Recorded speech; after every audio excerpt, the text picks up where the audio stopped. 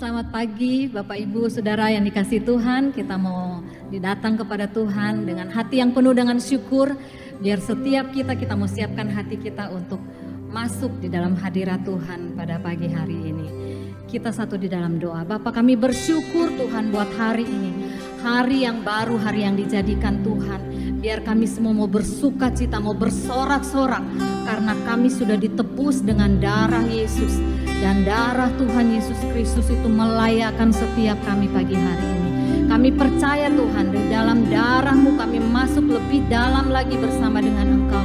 Dan biar hadirat Tuhan melawat setiap kami, melawat setiap umat Tuhan yang ada di rumah kami masing-masing. Kami percaya Roh Kudus, Engkau tidak terbatas oleh ruang dan waktu. Engkau ada di tengah-tengah kami semua. Dimanapun kami ada Tuhan, kami percaya Engkau melawat kami, umat tebusan-Mu. Terima kasih Tuhan. Pagi hari ini kami mau berikan segala hormat, segala pujian, segala syukur kami. Kemuliaan hanya bagi Engkau. Engkau yang layak ditinggikan, diagungkan pagi hari ini Tuhan. Terima kasih Bapa, terima kasih Tuhan Yesus. Di dalam nama Tuhan Yesus kami mau bersyukur, kami mau berterima kasih. Umat Tuhan, kita mau serukan amin. Kita berikan sorak-sorak bagi Allah kita. Haleluya. Kita yang telah ditebus oleh Tuhan, kita mau angkat pujian kita mau angkat hati kita buat Tuhan pagi hari ini. Amin. Kita akan terima kuasa Tuhan, kuasa kemenangan itu bagi setiap kita. Sama-sama kita katakan, kami yang telah ditebus dengan darah yang kudus, menangkan pujian bagimu.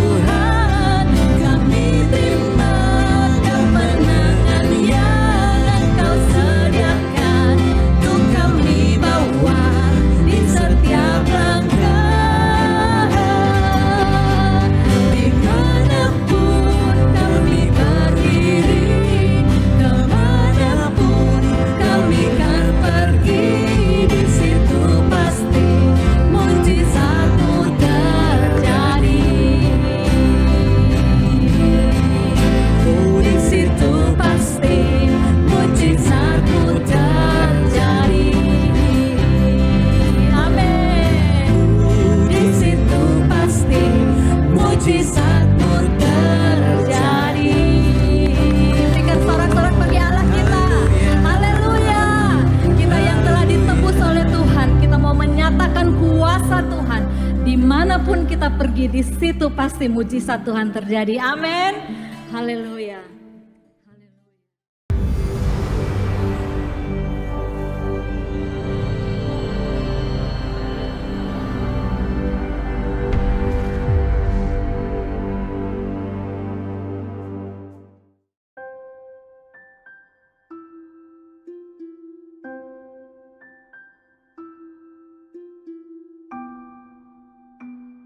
Shalom, jemaat Gereja Oikos Online, apa kabarnya? Saya berdoa dan berharap semoga saudara selamat setia terus dalam perlindungan Tuhan. Desember 2021. Kalau Desember, saudara ingat apa? Ada Natal sudah tiba. Nah, kalau saudara mungkin kalau yang sudah preparation nih, biasa saudara mungkin ada yang udah belanja Natal, udah beli kado, udah mungkin belanja sana sini. Jangan lupa saudara, Natal bukan soal kadonya, Natal bukan soal baju baru, tapi Natal adalah soal Yesus yang lahir ke dalam dunia. Nah, hari ini saya mau mengajar untuk supaya kita, bagaimana kita memfokuskan diri kita, bukan cuma kita membeli baju, kita belanja dan sebagainya, tapi gimana kita lebih generous, lebih memberi, lebih dermawan. Saya mau cerita sama saudara satu perumpamaan yang mungkin saudara udah sering sekali dengar, tapi nggak ada salahnya saya mau baca perumpamaan orang Samaria yang baik hati. Oke, saya baca ya. Kisah ini terdapat di Lukas pasal 10. Lukas pasal 10 ayat 30. Jawab Yesus, adalah seorang yang turun dari Yerusalem ke Yeriko. Ia jatuh ke tangan penyamun-penyamun yang bukan saja perampoknya habis-habisan, tetapi yang juga memukulnya. Sesudah itu ia pergi meninggalkannya setengah mati. Ini kejadian ini saudara, ini sangat terkenal sekali. Di zaman 2000 tahun yang lalu, banyak orang itu turun. Jadi kalau saudara lihat baca sejarahnya, bahwa kota Yerusalem itu kota tuh di atas, di bukit. Sementara Yeriko itu di bawah, di lembah. Nah, dalam perjalanan dari bukit ke lembah itu sangat-sangat rawan. Jadi sudah banyak sekali kejadian di mana penjahat itu banyak memukul dan banyak mencederai, banyak mencuri orang-orang yang perjalanan dari Yerusalem ke Yeriko dan sebaliknya. Karena perjalanan ini cuma sangat tajam dan terjal sekali. Jadi waktu Yesus bercerita ini, ada seseorang yang berjalan itu, maka pada waktu itu orang-orang Yahudi yang mendengar Yesus udah punya firasat nih, wah jangan-jangan orang ini kecelakaan. Ternyata benar saudara, ada seorang pencuri dan ada penyamun-penyamun yang merampok habis-habisan, dan bukan cuma rampok, tapi sampai ditinggalkan sampai mati saudara. Nah, hari ini saudara, saya mau bercerita ada 4 karakter. Nah, ini menarik saudara, karena kebanyakan dari kita cuma fokus tanya 3. Tapi hari ini saya mau cerita tentang ada 4 karakter dalam cerita ini. Yang pertama, karakter pertama adalah karakter penyamun. Atau kalau saya bilang, ini adalah karakter yang pertama adalah taker, orang yang mengambil, penyamun atau robber. Nah, orang yang penyamun ini punya satu prinsip hidup, yaitu what is yours is mine. Milikmu adalah milikku. Berapa banyak dari antara saudara sekalian, mungkin saudara punya perspektif hidup seperti ini. Wah, kalau gua nggak bisa dapat, gua nggak mau kasih. Saudara mungkin bisa seperti penyamun ini, apa yang bisa gua ambil, apa yang bisa gua dapat hari ini. Hari ini kita belajar ya. Saya berdoa mudah-mudahan saudara bukan seorang penyamun. Saya berdoa semoga jemaat pendengar Gereja Oikos Online terus bukan menjadi penyamun, tapi menjadi dermawan, menjadi generous. Ini yang pertama, perspektif yang pertama. Tapi yang kedua, di ayat 31, firman Tuhan bilang, ada seorang imam turun melalui jalan itu, ia melihat orang itu, ia melewatinya dari seberang jalan. Saya mau bilang gini saudara, perjalanan dari Yerusalem ke Yeriko itu tuh jalan setapak. Jadi untuk imam ini buat berjalan melewati orang yang luka-luka ini, dia harus berjalan tuh bener-bener persis di sebelahnya dia. Jadi dia bukannya nggak lihat, dia lihat, tapi dia nggak mau berhenti. Dia 32. Ada seorang Lewi datang ke tempat itu. Ketika ia melihat orang itu, ia melewatinya. Sekali lagi, melewatinya. Jadi, saya mau bilang gini saudara. Orang imam, orang Lewi, mereka mungkin orang baik, tapi mungkin mereka sibuk. Mungkin mereka sibuk dengan kesibukannya, sibuk dengan pelayanannya, sibuk dalam pekerjaannya. Mungkin mereka lagi sibuknya, jadi mereka nggak bisa berhenti untuk menolong orang ini. Ini perspektif kedua, saudara. Perspektif kedua adalah perspektif orang, saya bilang namanya major. Yang pertama, taker. Ya. Kalau yang pertama tadi saya ulangi ya, what is yours is mine. Milikmu adalah milikku. Tapi yang kedua, what is mine is mine. Milikku adalah milikku. Nah, saya mau bilang gini, saudara. Apakah saudara punya perspektif seperti orang ini? Orang ini nggak salah. Mungkin dia orang sibuk, mungkin dia orang baik, tapi mungkin karena saking kesibukannya, dia lupa melihat kebutuhan orang lain. Bagaimana dengan saudara dan saya? Apakah mungkin saudara sudah sibuk sekali dalam pekerjaan saudara, dalam pelayanan saudara, sampai saudara lupa untuk menolong orang yang lebih membutuhkan. Nah, kita belajar ya. Mudah-mudahan sekali lagi saya berdoa, jemaat gereja Oikos Online, kita bukan cuma orang yang saking sibuk kita lupa, tapi di masa Natal ini kita belajar menjadi orang ketiga. Ya, saya baca dari ayat ke-31, dari ayat yang ke-33. Datang seorang Samaria yang sedang dalam perjalanan ke tempat itu. Saya mau stop dulu sampai sini. Saya mau jelaskan. Waktu Yesus ngomong ada orang Samaria dalam perjalanan, pendengar Yesus pasti shock. Kenapa? Karena menurut adat istiadat bangsa Yahudi, orang Yahudi tidak bergaul dengan Samaria. Bahkan mungkin orang-orang pendengar itu berpikir jangan-jangan penyamun itu orang Samaria. Jadi ini bisa dibilang suku yang berbeda, bangsa yang berbeda, agamanya berbeda. Nah, tapi perhatikan, Yesus ini bisa dibilang dia tuh membuat plot twist yang luar biasa dalam cerita ini. Datang seorang Samaria sedang dalam perjalanan ke tempat itu. Ketika ia melihat orang itu, tergeraklah hatinya oleh belas kasihan. Saya mau bilang gini, saudara. Imam melihat orang itu, orang Lewi melihat orang itu. Tapi dari 3 orang ini yang melihat, hanya orang Samaria yang hatinya tergerak oleh belas kasihan. Berapa banyak dari kita, Bapak Ibu Saudara sekalian, mungkin saudara melihat kebutuhan, saudara melihat ada orang yang membutuhkan, saudara melihat ada orang yang butuh dibantu. Apakah hati saudara tergerak oleh belas kasihan? Atau saudara masih terlalu sibuk pelayanan, terlalu sibuk bekerja? Which is bagus, kita harus bekerja, kita harus melayani Tuhan. Tapi kita jangan lupa, saudara, di bulan-bulan Natal ini, yuk kita belajar seperti orang Samaria.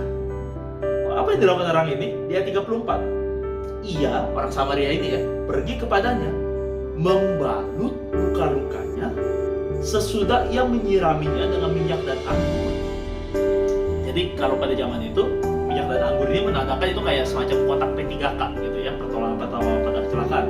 Ia menaikkan orang itu ke atas keledai tunggangannya, lalu membawanya ke tempat penginapan dan merawatnya.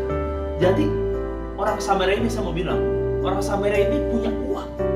Ia bisa dibilang cukup punya harta. Dari mana saya tahu? Karena dia punya keledai. Dia punya keledai. Jadi pada waktu itu kan belum ada mobil ya. Jadi ditaruh orang luka-luka ini di atas keledai tunggangannya. Esokan harinya ayat 35, ia menyerahkan 2 dinar. 2 dinar itu bisa dibilang untuk upah 2 hari gitu ya. Kepada pemilik penginapan itu katanya, rawatlah dia, dan jika kau belanjakan lebih dari ini, aku akan mengambilnya. Bisa dibilang nih, kalau zaman sekarang nih ya, itu bisa dibilang orang ini itu mungkin ngasih kartu kredit. Pakai uang ini, rawat dia, kalau kamu butuh, pakai aja. Saya mau bilang ini, saudara. Kalau saudara punya uang, kalau saudara diberkati Tuhan, pakai uang itu untuk menolong orang lain. Kalau orang Samaria, bayangin saudara, Kalau orang Samaria ini nggak punya uang, mungkin dia melihat orang ini, aduh kasihan ya. Ya udah, dia cuma bisa mungkin dia manggil ambulans, nggak tahu saya. Pada zaman dulu ada ambulans gitu. Mungkin dia manggil otoritas pada waktu itu. Dia nggak bisa menolong. Tapi karena orang Samaria ini punya uang, dia punya satu kapabilitas untuk menolong, merawat, dan mengorbankan waktu dan uangnya, maka orang ini tertolong, saudara. Saya mau bilang gini, kalau saudara kira-kira ini masih diberkati Tuhan, saya mau undang saudara, saya mau encourage saudara di masa Natal ini, yuk kita beri yang terbaik untuk orang yang lebih membutuhkan. Ada berapa banyak, saya tahu bagaimana di Indonesia terutama COVID-19 yang begitu besar. Banyak dari antara mereka, mungkin saudara mengalami pekerjaan, mungkin kehilangan pekerjaan, mungkin saudara kehilangan kesehatan, mungkin banyak saudara, teman-teman saudara yang mungkin sudah kehilangan semuanya. Saya mau encourage satu sama lain, yuk apa yang kita bisa tolong, apa yang kita bisa berikan. Jangan kita fokus pada apa yang kita tidak punya. Apa yang kita punya, kita berikan.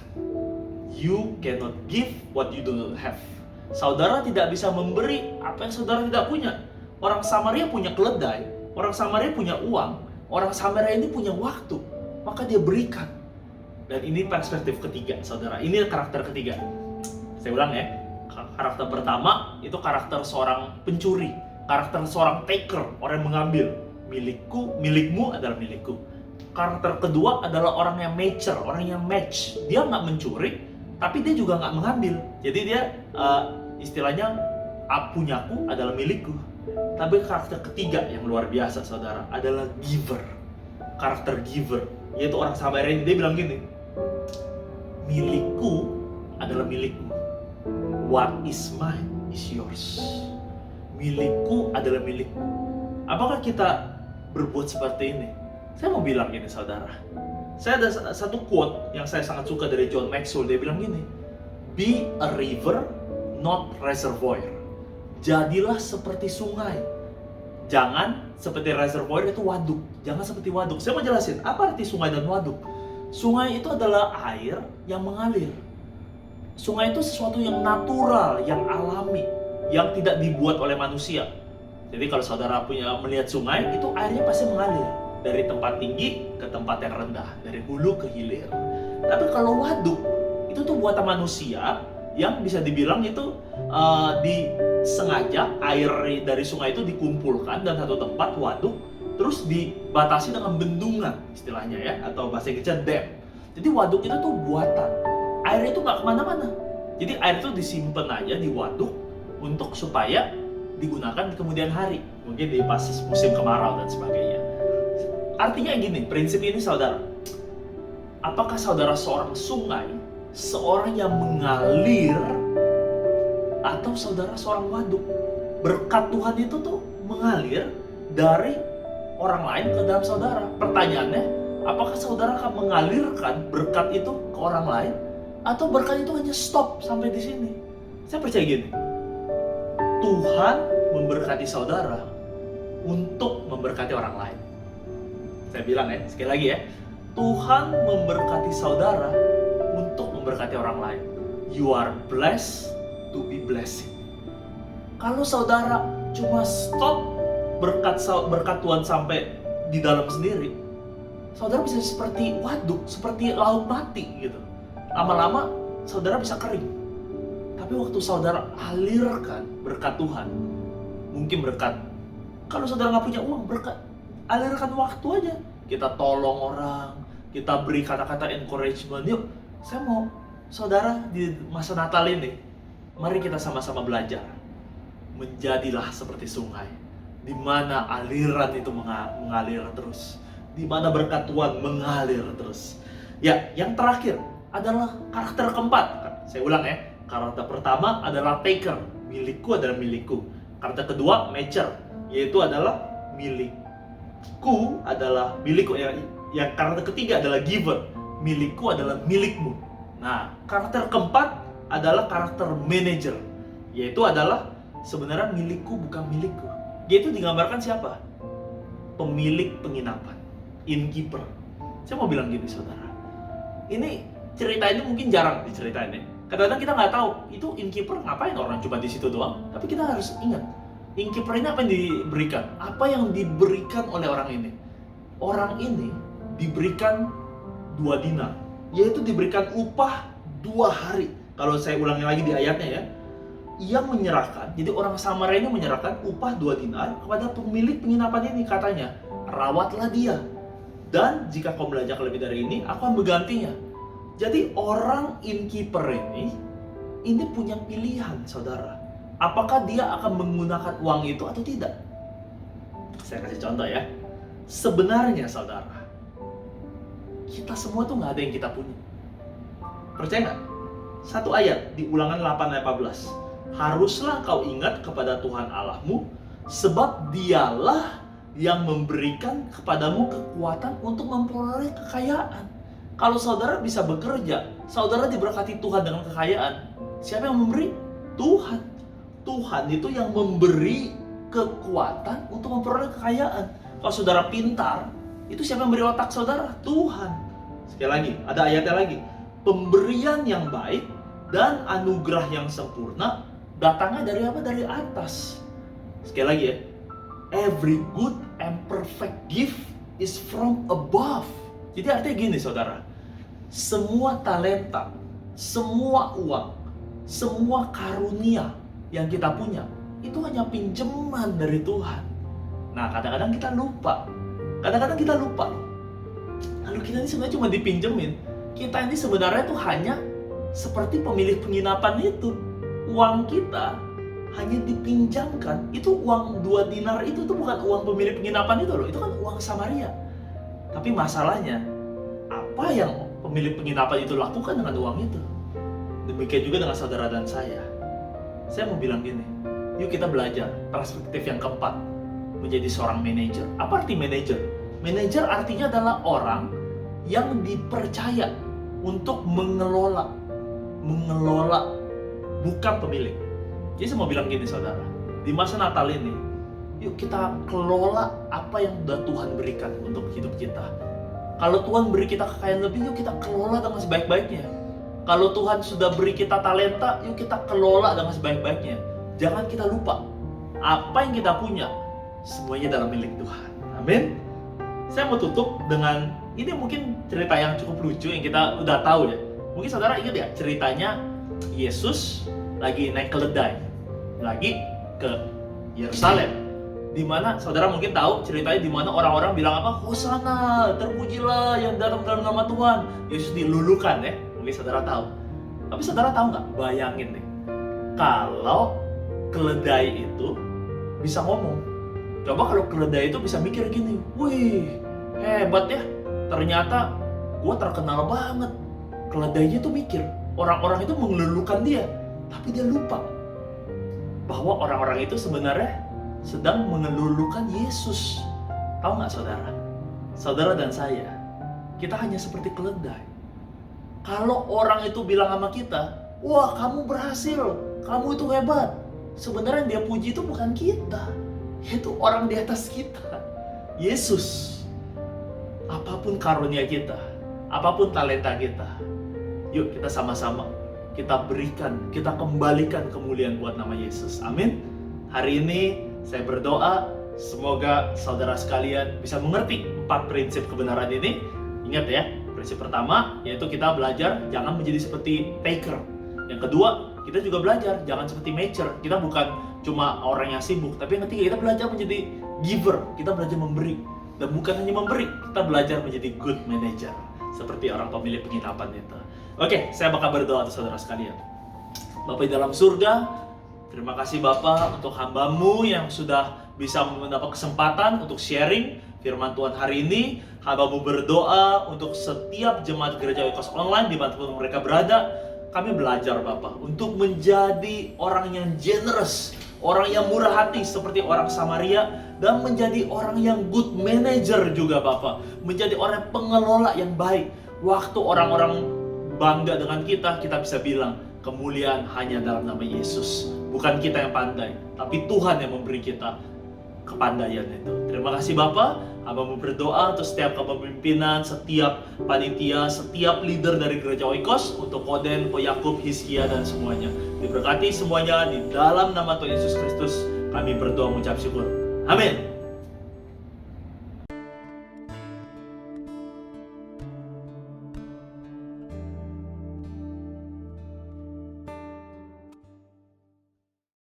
Renungan Pagi Gereja Oikos Online. Sebelum Anda melakukan aktivitas lebih lanjut,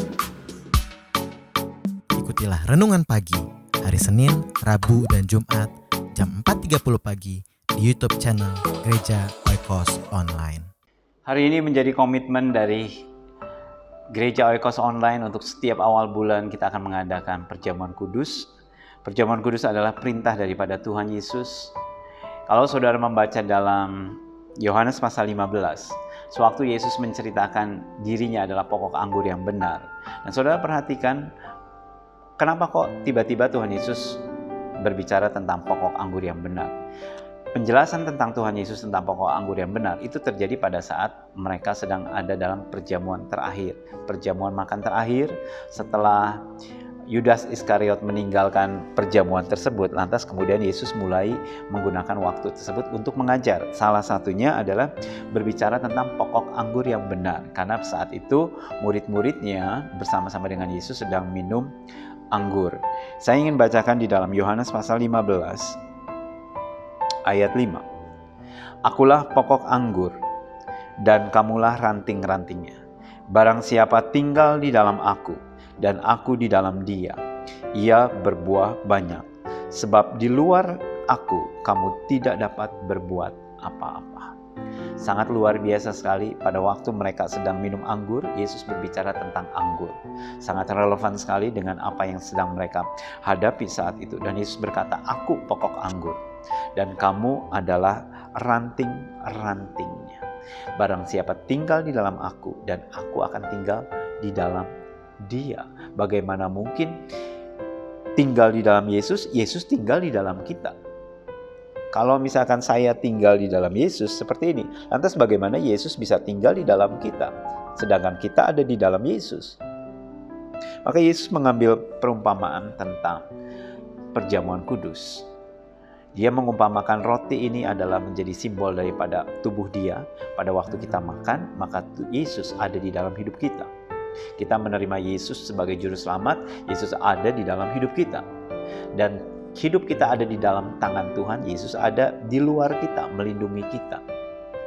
Hari ini kita mengingat akan kasih Tuhan, pengorbanan Yesus di atas kayu salib dalam bentuk perjamuan kudus, roti dan anggur. Roti yang kita pegang saat ini adalah menjadi simbol daripada tubuh Yesus Kristus, dan anggur yang akan kita minum saat ini menjadi simbol atau lambang daripada darah Yesus Kristus yang dicurahkan, ditumpahkan bagi kita semua. Untuk itu saudara akan mempersiapkan saudara untuk menyiapkan roti dan anggur. Sementara itu kita akan dengarkan pujian penyembahan dari tim Praise and Worship.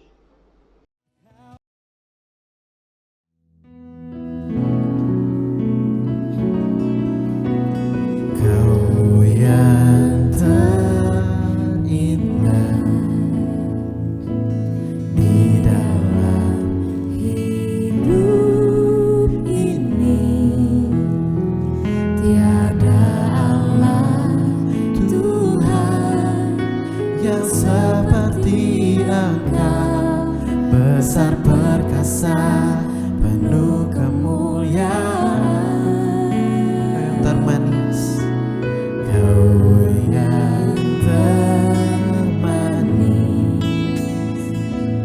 di dalam hidup ini.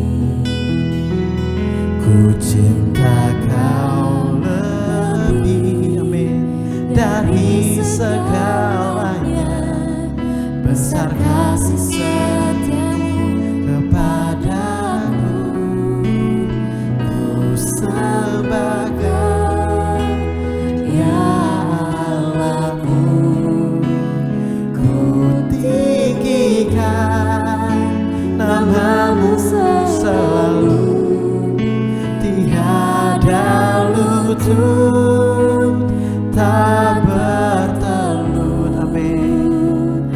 Menyembah Yesus Tuhan Rajaku, dan ku sembah Kau ya Allahku.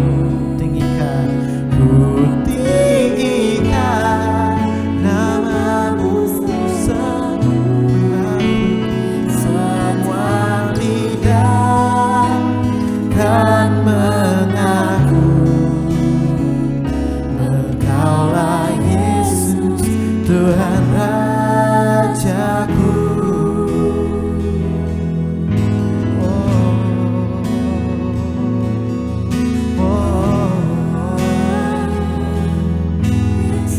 Sekali lagi katakan, Kau yang terindah, Kau yang terindah. Amin. Di dalam hidup ini tiada Allah Tuhan yang seperti Engkau, yang seperti Engkau. Amin. Besar perkasa, penuh kemuliaan. Kau yang termanis di dalam hidup ini. Ku cinta Kau lebih Tuhan, lebih dari segalanya. Besar kasih setiamu kepadaku. Ku sembah Kau ya Allah. Amin. Ku tinggikan namamu selalu. Sedahulu lutut tak bertelut menyembahmu Tuhan Rajaku. Ku sembah Kau, sembah Kau ya Allahku. Ku tinggikan namamu selalu. Selidah kan mengaku Engkaulah Yesus Tuhan Rajaku.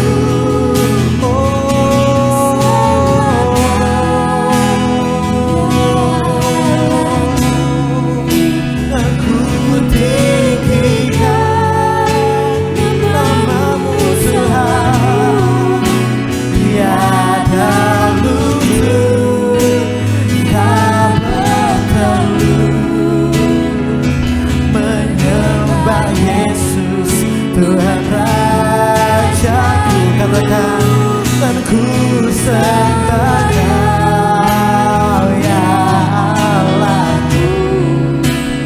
Ku tinggikan namamu selalu.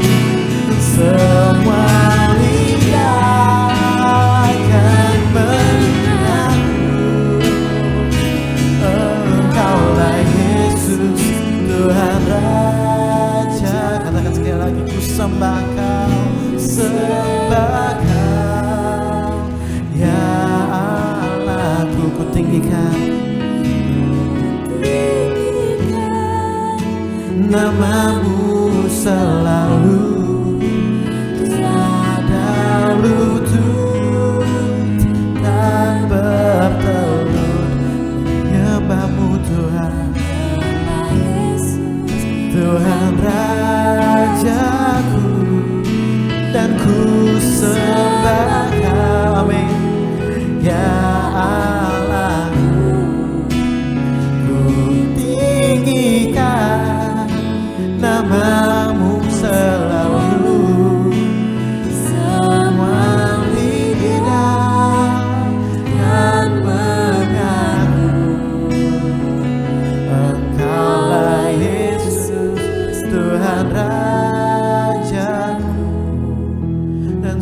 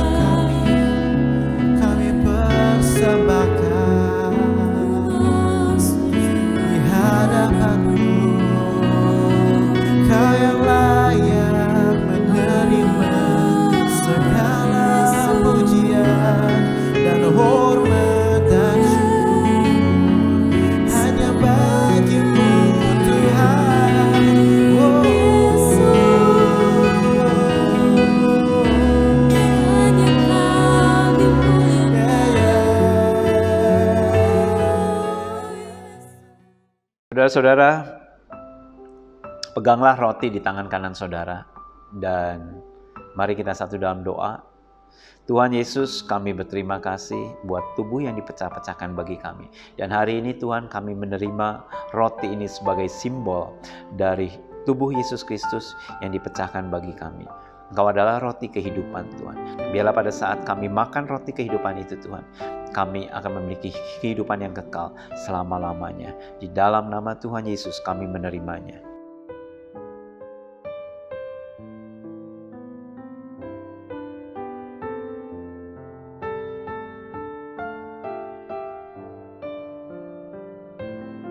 Demikian juga dengan anggur ini. Anggur ini adalah menjadi lambang daripada darah Yesus Kristus yang dicurahkan untuk menebus dosa manusia. Dan dengarkanlah firman Tuhan. Demikian juga Yesus mengambil cawan sesudah makan lalu berkata, "Cawan ini adalah perjanjian baru yang dimeteraikan oleh darahku. Perbuatlah ini setiap kali kamu meminumnya menjadi peringatan akan daku." Mari kita minum bersama-sama di dalam nama Tuhan Yesus. Kita mengucap syukur kepada Tuhan. Terima kasih Tuhan buat tubuh yang dipecah-pecahkan bagi kami dan darah yang dicurahkan bagi kami untuk menebus kami Tuhan, untuk menyelamatkan kami Tuhan. Hari ini kami berdoa untuk pemulihan siapapun juga Tuhan yang saat ini mengikuti ibadah online saat ini. Tuhan, biarlah Engkau berikan anugerah-Mu Tuhan, kesembuhan, segala sesuatu yang dibutuhkan oleh umat-Mu saat ini. Di dalam nama Tuhan Yesus. Kami berdoa Tuhan, mungkin ada di antara umat-Mu yang saat ini mengalami banyak gangguan dalam kesehatan, insomnia Tuhan, gangguan tidak bisa tidur, mungkin ada kanker di dalam tubuh mereka Tuhan, ada asam urat atau gangguan kelainan jantung, kelainan paru-paru Tuhan, atau apa saja yang ada di dalam tubuh mereka Tuhan. Bahkan Tuhan, mungkin mereka ada di antara umat-Mu yang ingin memiliki keturunan saat ini. Tuhan, kami berdoa saat ini di dalam nama Tuhan Yesus. Tuhan, mujizat-Mu terjadi Tuhan atas setiap umat-Mu Tuhan. Terima kasih Tuhan. Kami menerima saat ini di dalam nama Tuhan Yesus. Amin. Tuhan Yesus memberkati saudara sekalian. Sampai jumpa kembali.